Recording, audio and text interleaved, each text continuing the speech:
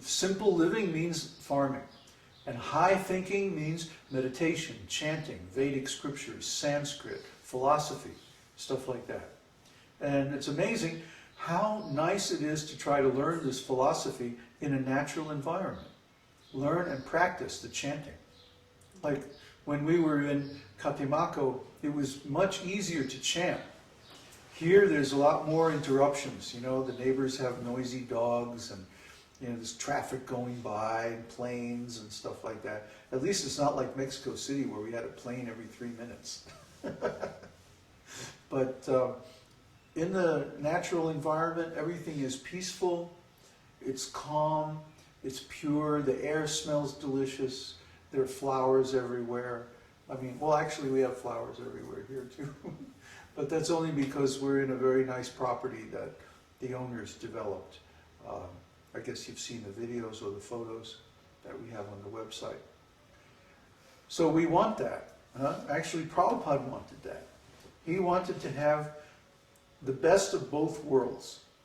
To have the high culture and the convenience of technology in the cities. And Prabhupada used technology extensively.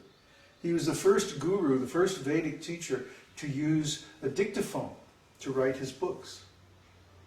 No one had ever done that before. He was the first Vedic teacher to use jet planes and fly all over the world. I mean, the Bhakti Siddhanta, Prabhupada's guru, was the first sannyasi in India to ride in a car or to ride on a railway train. Try to understand how conservative our predecessor gurus were. They would walk everywhere as a matter of principle because they had renounced the world. But there's a higher form of renunciation where you take the world and you engage it in Krishna's service. After all, God owns everything. And so everything can be used in His service. So yeah, we'll use the city, we'll use the country, we'll use whatever is available in a way that pleases Krishna. And then Krishna is satisfied and He reciprocates very nicely with us. Any more questions? From Neville, so will there be trading and relationships with other farm communities? Well, I sure hope so. We're thinking in the medium term. Let's say over the next 2 to 3 years, that the market for South American farm products is going to increase tremendously. The reason is that the transportation costs from Asia are going to increase to the point where importing food products from Asia won't be profitable anymore.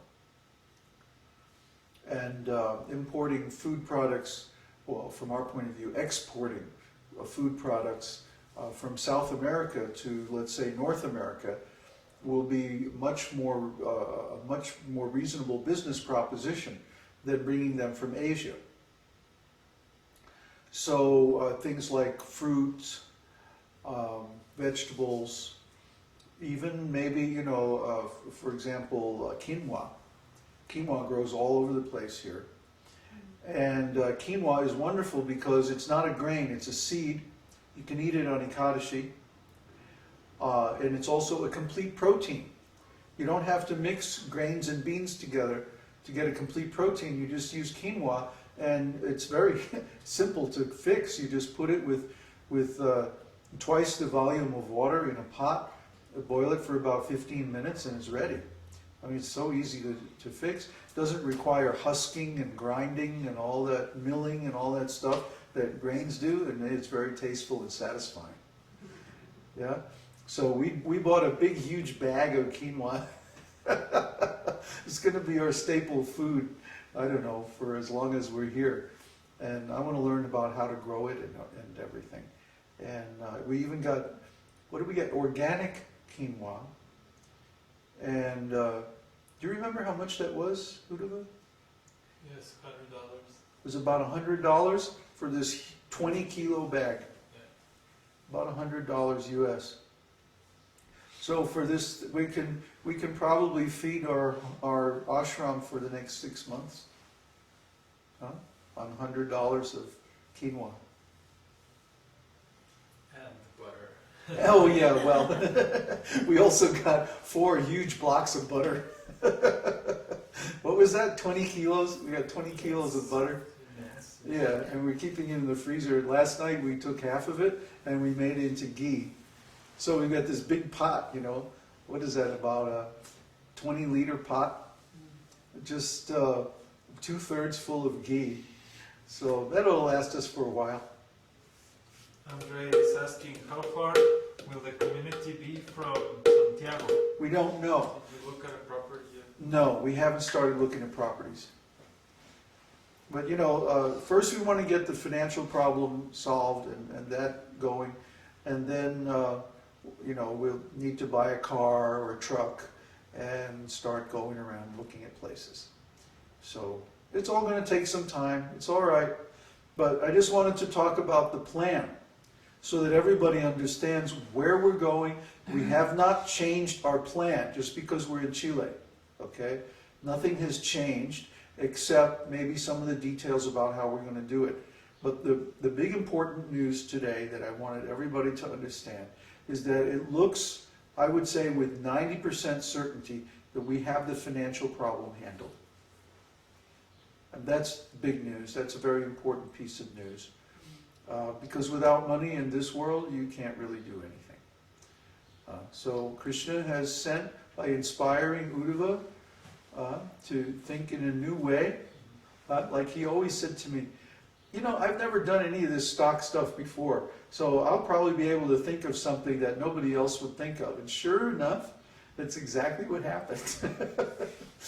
Everyone thinks that to evolve a successful bot, stock trading bot, first thing you have to do is maximize the hit rate. That means the number of correct guesses about which way the market is going. So, as usual, Uddhava took a completely different approach, and instead of maximizing the hit rate, he did the opposite. By minimizing the hit rate, but minimizing the loss, instead of going for a bot that gets it right 80% of the time, we made a bot that gets it right 30% of the time, but it almost never loses. Or if it loses, it only loses a tiny little bit of money, insignificant amount of money. But when it's right, oh boy, it gets a huge return. So in this way, and I told you already about the contrarian thing, that when it's going down, you bet that it's going to go up, and vice versa. And so in this way, because the market is designed to fool people. I've been sitting there watching it for weeks. And for example, we got a module that recognizes typical patterns. You know, and if you get this pattern, it's supposed to go up. And if you get this other pattern, it's supposed to go down.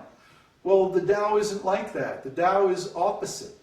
If you get the pattern that says it's going to go up, it usually goes down. Vice versa. So this is to fool the small investors and cheat them out of their money. So guess what? If you have a bot based on a signal and you do the opposite of what the signal says, then it's successful. Statistically. It's not possible to be right all the time. But if you're right 80% of the time, I mean really, you're way ahead of the game. So that's the point we're at now, and this next week we'll be testing the bot on the real market. So far we've been using simulations, not real time, but simulations. So we'll be testing the bot on the actual market data this whole week, and then if everything works out, next week or so we'll go live. Any more questions? No. No questions? Oh boy, you make it so easy for me. Would the, one more question. Would the agricultural school be open to non-believers? Yes. It'll be open to anybody who's willing to follow the principles while they're there. Not that we demand that everyone becomes a devotee, no. But just while you're staying with us, there's no meat eating, no intoxication, no gambling, no illicit sex. separate quarters for men and women, like that. I mean, that's our policy in general. Even if we have married couples on our community, they'll be living in separate quarters. There won't be any cohabitation of men and women, because we don't want illicit sex. This is what ruined ISKCON. In ISKCON, they compromised on having couples living together in the same quarters, and then so many children were born from illicit sex. Huh?